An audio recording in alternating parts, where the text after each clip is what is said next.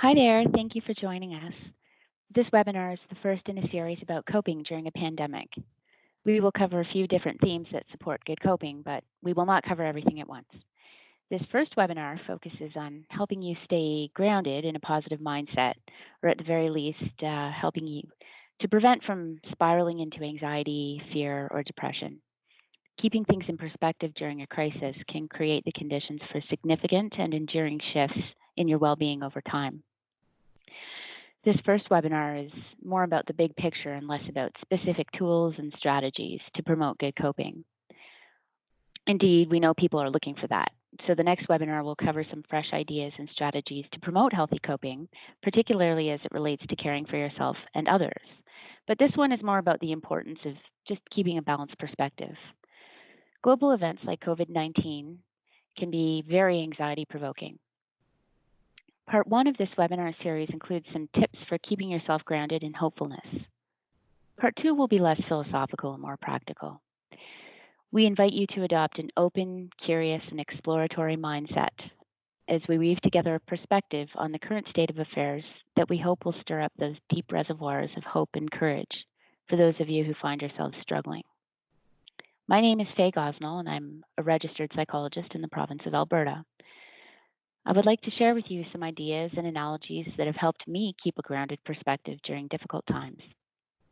Some of these ideas come from literature, some from pop culture, some from history, and some from what I have learned about therapy. I believe we find ourselves on the precipice of both an unprecedented dilemma and an unprecedented opportunity. I invite you to relax and join me in exploring how this might be so. Let's start with a quote from Charles Dickens. It was the best of times. It was the worst of times. It was the age of wisdom. It was the age of foolishness. It was the epoch of belief. It was the epoch of incredulity. It was the season of light. It was the season of darkness. It was the spring of hope. It was the winter of despair. We had everything before us. We had nothing before us. We were all going direct to heaven. We were all going direct the other way. In short, the period was so far like the present period that some of its noisiest authorities insisted on its being received for good or for evil. So here we see a quote from that first paragraph of Charles Dickens' famous novel, A Tale of Two Cities. Beside that, an image of the ill-fated Titanic. What interests me about this paragraph is that it creates a sense of motion between opposite extremes. It was the season of light. It was the season of darkness. It was the spring of hope. It was the winter of despair. This whole paragraph is like one big run-on sentence, as though to suggest that the universe itself is somehow predicated on a balance between opposites, and that we are constantly in motion, traveling between various extremes. Yet everything also seems to be happening all at once. It was, after all, the best of times, and it was, after all, the worst of times.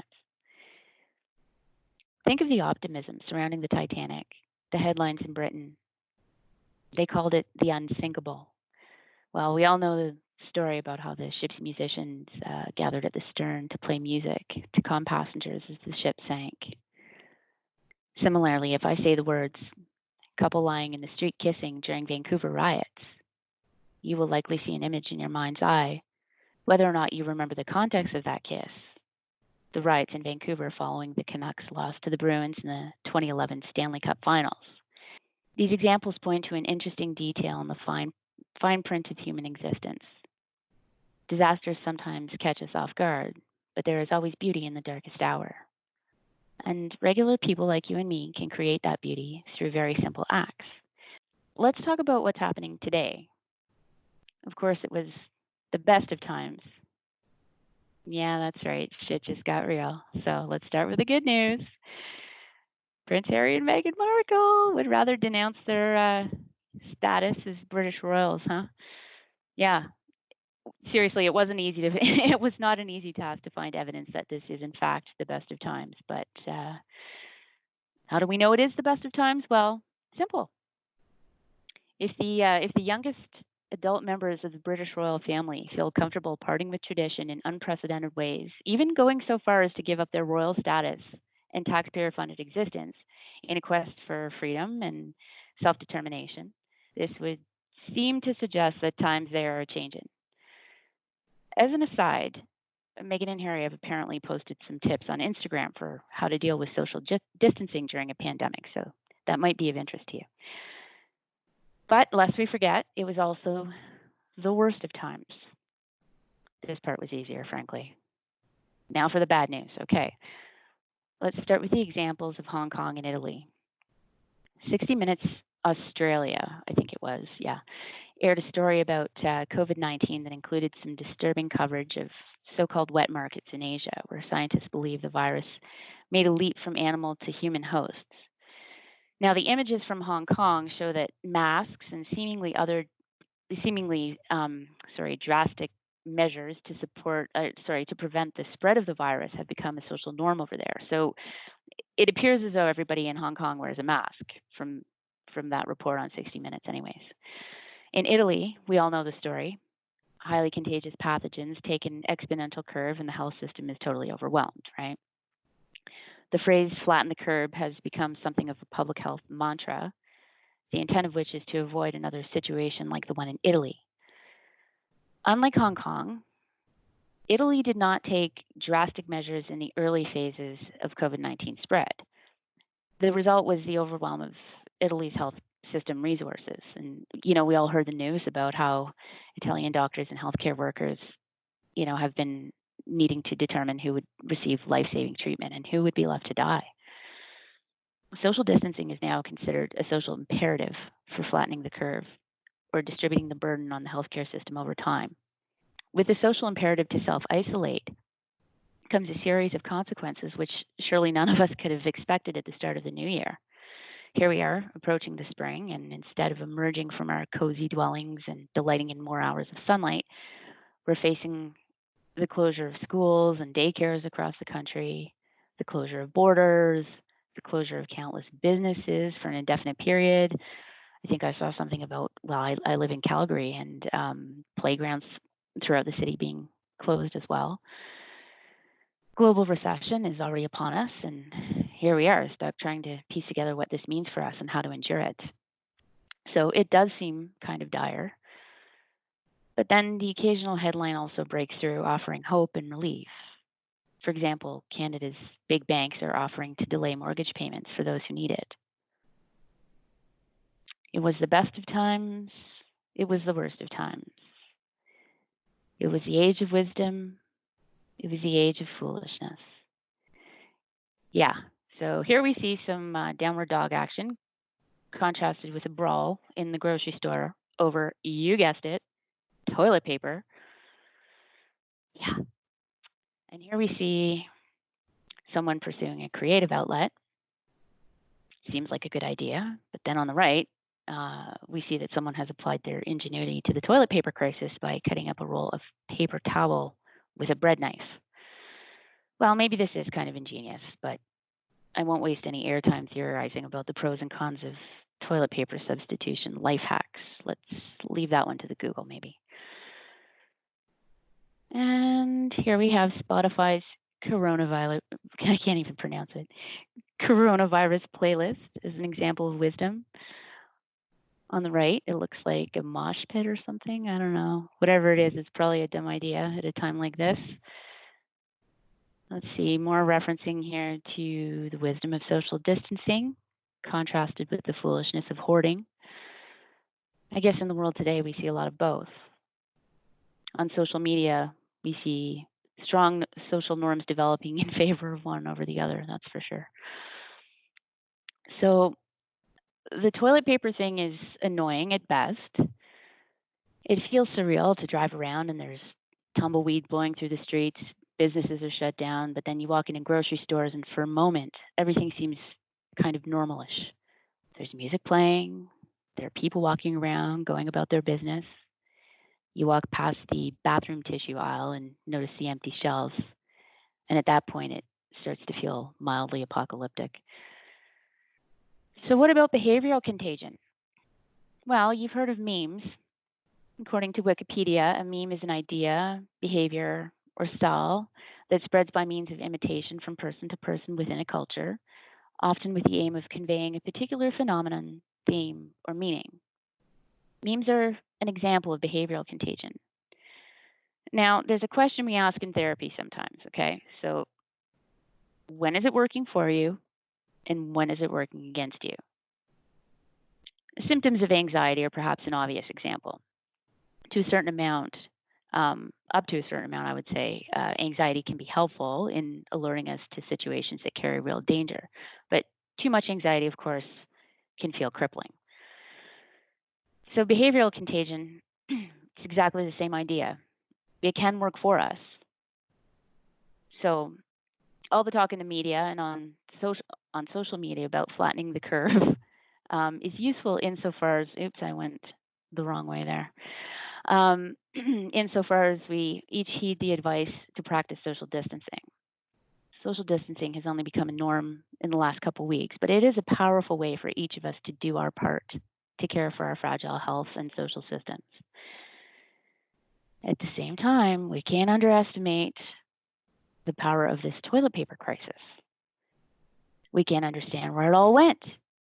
We can safely assume that the toilet paper shortage is not driven by rational logic or genuine need. It occurred because some people started buying it in large quantities, which generated anxiety in onlookers. As the stock started to dwindle, the behavior, perhaps ironically, increased. The threat of toilet paper scarcity was no longer perceived. It became very real very quickly. So we did more of the thing that caused the problem in the first place and bought it all up. So behavioral contagion is an interesting thing. It's often driven by fear or social desirability. So what would happen if we were more selective about which behaviors we chose to imitate? What if we took a moment to check in with our emotional responses before acting? If I check in with myself, it's not fear that drives my choice to practice social distancing. There's maybe an element of that. Like, I don't want to get sick or infect others, of course. But for me, the real driver is a feeling of responsibility to society. Now, Principle 4 in the Code of Ethics for Psychologists is exactly that. It's responsibility to society. I have meditated very deeply on what this means for me as a psychologist and how I can support the development of this ethic in society more broadly. The fact is, for decades, we've paid taxes and relied on our health systems and social safety nets to catch us when we become ill or otherwise vulnerable. But remember John F. Kennedy, who famously said, "Ask not what your country can do for you, but what you can do for your country." I would humbly suggest that the foundation of both democracy and personal well-being is a sense of social responsibility to the greater good. So to that end, try asking yourself which behaviors you can adopt in support of the greater good, and which behaviors come from a place of me first. Try taking an inventory of your own behaviors and see what you can do to tip the balance from me first to we first. So it was the best of times. It was the worst of times. It was the age of wisdom. It was the age of foolishness. It was the epic of belief. It was the epic of incredulity. It was a season of light. It was a season of darkness. And you've already seen this slide now. But that's just my exceptionally witty commentary about what time of year it is, if you hadn't noticed. Yeah. We had everything before us. We had nothing before us. Yeah. Here we circle back to the economics of scarcity, back to the rugged individualism that seems to define Western culture. Since the Industrial Revolution, at least, the idea of scarcity has been a foundation of Western thought and an organizing principle for our markets and economies. Supply and demand. Simple. At the same time, we forget that our current ways of doing and thinking are not actually inevitable. They are the outcome of the history leading up to this moment. But remember how the Industrial Revolution brought massive shifts to the organization of society? We now had factories and steam engines. We had nuclear family units instead of kinship groups. We had a profit motive and a Model T Ford. White men alone could no longer fill the demand for labor in Ford's factories. So, of course, people of color and women joined white men on the factory floors and throughout the workforce in the post war boom. Inflation rose. Corporations demanded the deregulation of markets. Labor unions surged. No fault divorce laws arose in the 1970s. Common law unions became more common. Computers and cell phones became household items. The internet became a thing. In recent enough history, by the way, that many of us can actually recall a time without it. I mean, I belong to that last generation of children who grew up without the internet. In fact, I think I sent my first email, my last year of high school, maybe. So, obviously, the shifts that occurred in the post-war era could fill volumes. The point here is that each new law, each new practice adopted by corporations and public institutions, each new thing that became accepted as normal and inevitable, all of these were a response to rapidly changing conditions. Nor do the changes stop here in the present moment. We had everything before us, we had nothing before us. So keeping a balanced perspective matters. Humans tend to develop habits of thought over time. We rely on our assumptions about reality to free up space on our mental hard drives for the things we need to deal with in life. The demands the modern world places on individuals are quite significant. Keeping afloat financially and keeping connected to others in healthy relationships seems to have become more difficult and challenging with time. There are various statistics and trends that point to this. I won't cover them here, but the main idea is that it can be helpful to remember that our habits of thought and emotion are not always grounded in a balanced perspective. If the glass is half empty, we might as well continue to let the economics of scarcity define how we organize ourselves for trading goods and services. We might as well continue to hoard toilet paper out of a fear that our access to basic necessities could be interrupted. If the glass is half full, on the other hand, and it is we who decide ultimately, perhaps we will learn to see the COVID-19 pandemic as an elegant invitation from nature herself to reinvent our systems.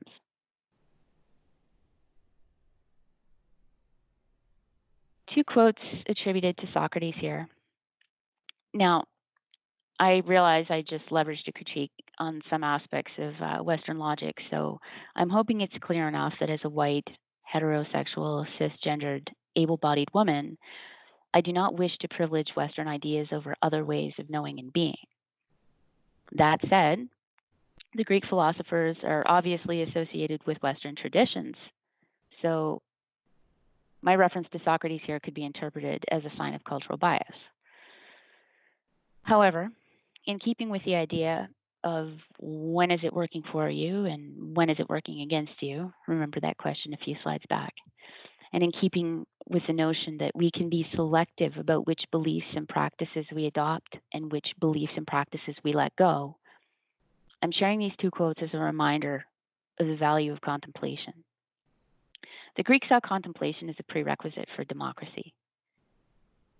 Is it a stretch to say that being forced to stay home from work and to slow the pace of our lives considerably could be viewed as an opportunity to leverage the power of our imaginations, both in service of improving our own lives as individuals and in service of improving our global systems? One upshot of the current pandemic is that it's shining a very bright light on some problems with our supply and distribution chains. For me, this creates an opportunity to improve them. That's how I see it anyways. I would like to share some of what I've learned from my training and work as a therapist as it relates to the power of contemplation. People often come to therapists in search of solutions, really. Sometimes they come with expectations that we, as so-called experts, I guess, will tell them how to fix their problems. Like doctors have pills, but therapists are often viewed as people who can more or less dispense tools and skills and resources. I guess that's true to some extent, but I think it would be much more accurate to say that a good therapist will not dispense these things. A good therapist will more likely bring forth the tools skills and resources that already exist within you. They will shine a light on your own resilience and help you develop the skills to do more of what works in service of your higher goals while doing less self sabotage, let's say. Here's the thing, we don't have pills or magic wands. While there are certainly some very helpful nonverbal therapies, most therapists today will rely heavily on conversation as a tool in itself.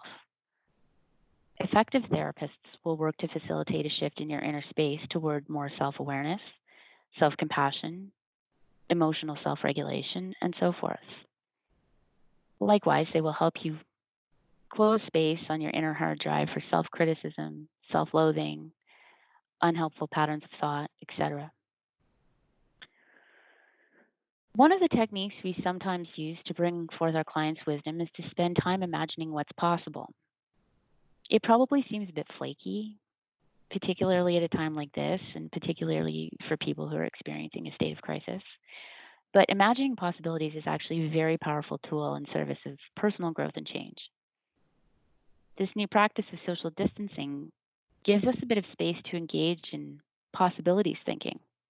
Let me go back there for a second. I just noticed a slide about how Isaac Newton apparently discovered gravity while working at home during a pandemic. That was just some headline on the interwebs. Yeah, I date myself when I use that kind of terminology, I know. Maybe take the opportunity to ask yourself some good questions, right? Like, the healthcare system needs us now.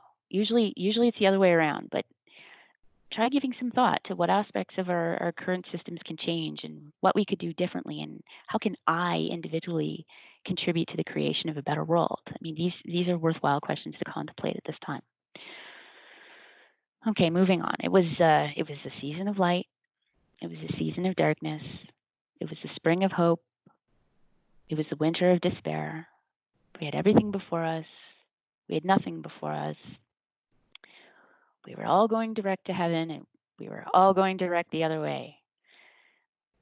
Are you old enough to remember Billy Joel's song, We Didn't Start the Fire?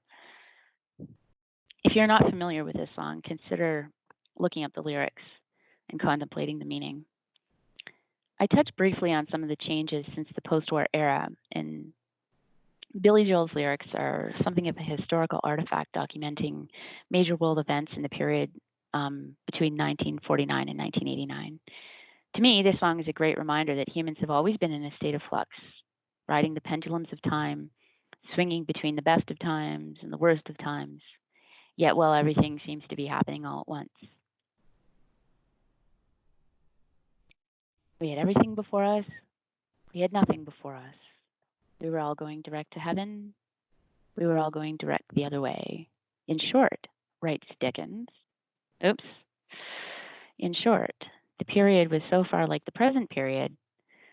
It's very dramatic, isn't it? Now, I asked somebody at the marketing team at Revive, a lovely gentleman by the name of Rodney, to help me create a timeline. I didn't say what exactly to put on it, so he gave me this. I actually didn't know much about any of these viral epidemics, except what little I remember from the news. However, with a bit more time at home alone with my partner, we've taken to watching that Netflix series. I don't know if you've heard of Pandemic. Seems like something to watch at this time, I guess. The first episode really put things in perspective for me personally. It was focused on the Spanish flu, which took hold in 1918.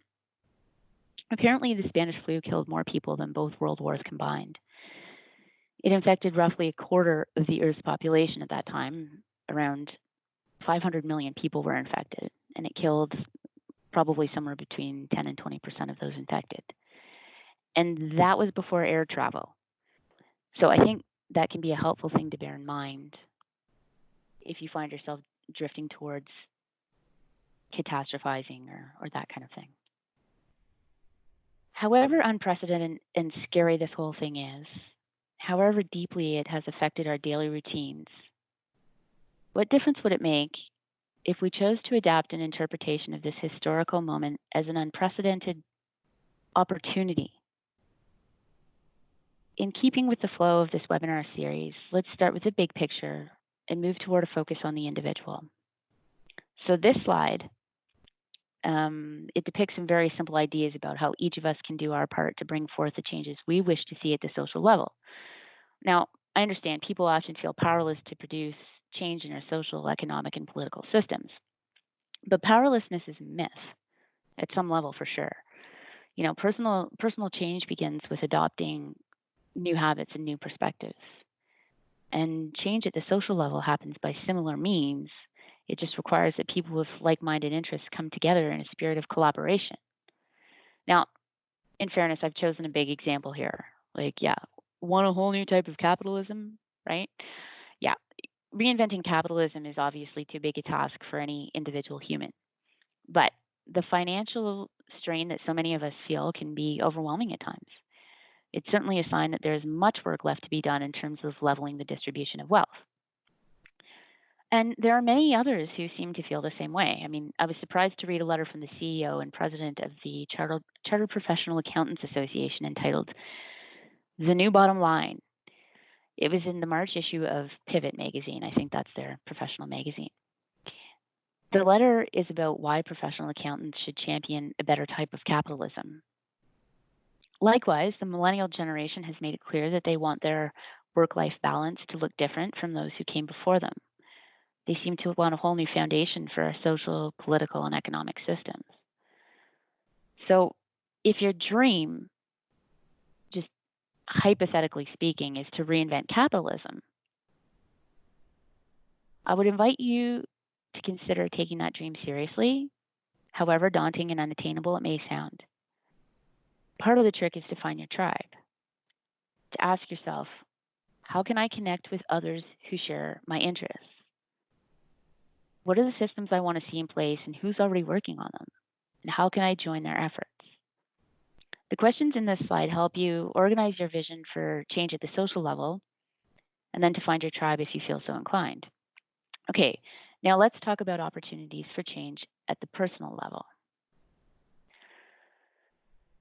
Okay, this slide depicts 3 simple ideas for creating personal change by adopting new habits and new perspectives.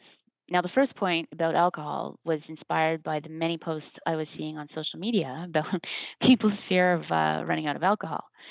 I've seen many memes about reduced liquor store hours and the chaos that would ensue from a wine shortage.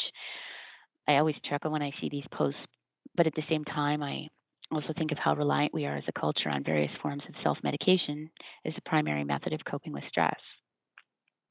So I would ask again, when is it working for you? And when is it working against you?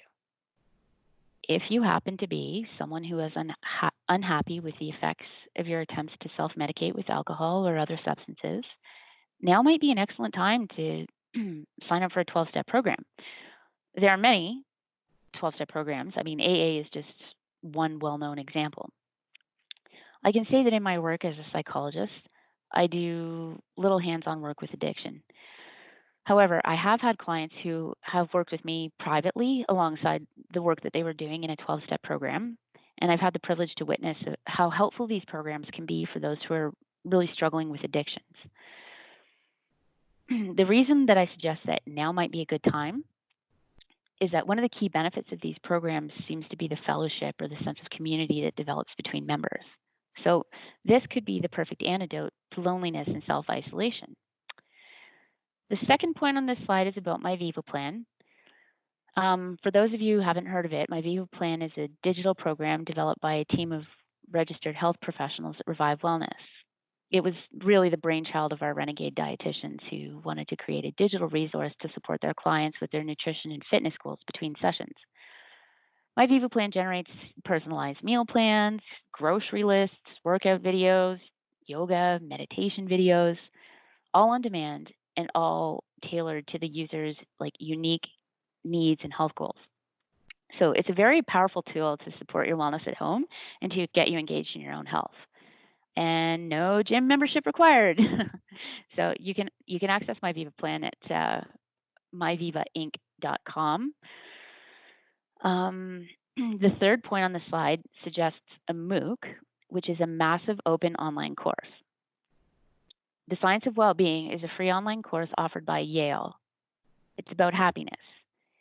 It might be of interest for those of you who are feeling in the mood for contemplation.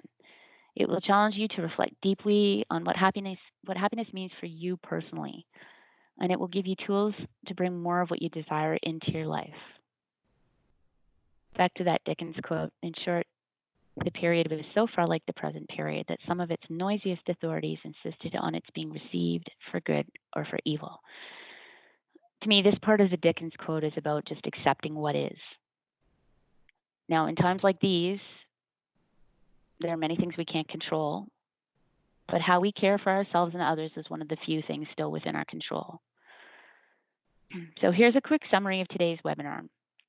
We would like to suggest that keeping things in perspective is one important foundation for coping during a pandemic.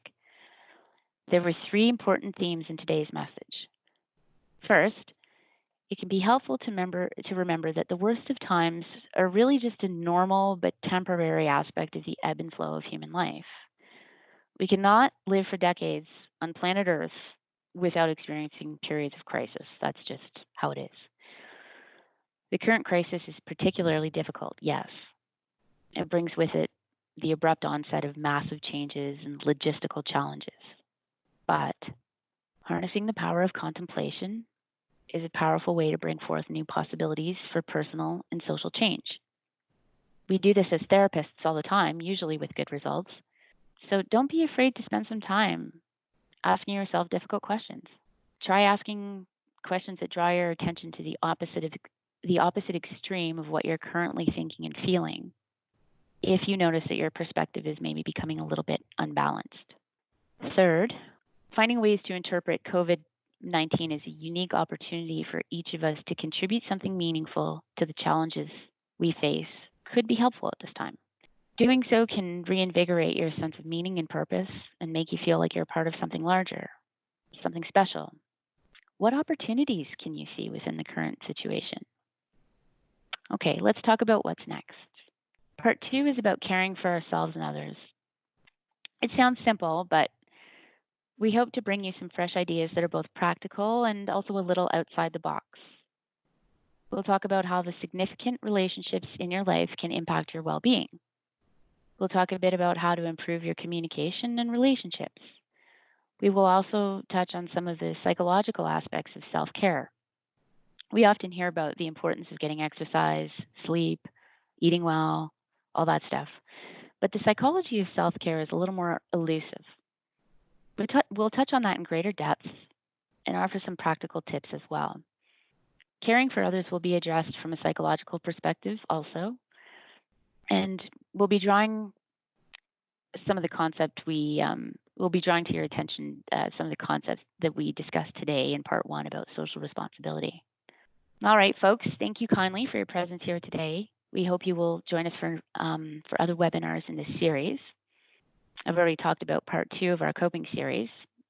Our chef, Lisa, is also doing a webinar that will cover meal planning and food safety and the repurposing of leftovers, using pantry items, prioritizing food usage, and budget-friendly, I can't speak today, I need more coffee, budget-friendly food ideas, all with the aim to help you build immunity during a pandemic.